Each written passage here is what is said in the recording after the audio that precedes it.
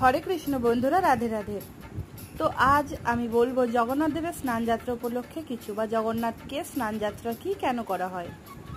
तो এই প্রশ্নগুলোর উত্তর আমি একটা ভিডিওতে দেব না, অনেকগুলো পার্ট করে দেব। জগন্নাথ কে? যেই গৌর সেই কৃষ্ণ সেই জগন্নাথ। ভগবান জগন্নাথ দেব হলেন শ্রীকৃষ্ণ স্বয়ং, যিনি জগতের নাথ বা জগদীশ্বর। সংস্কৃতি ভাষায় জগৎ অর্থে বিশ্ব এবং নাথ অর্থে ঈশ্বর বোঝায়। সুতরাং জগন্নাথ শব্দের অর্থ হলো জগতের ঈশ্বর বা জগদীশ্বর।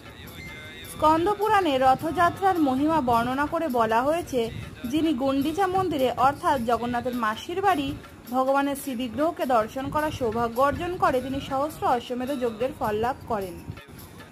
ভগবান জগন্নাথ দেবের আবির্ভাব তিথিকে স্মরণীয় করে রাখার জন্য জ্যৈষ্ঠ মাসের পূর্ণিমা তিথিতে জগন্নাথ দেবের এক বিশেষ স্নানযাত্রার অনুষ্ঠান করা হয়।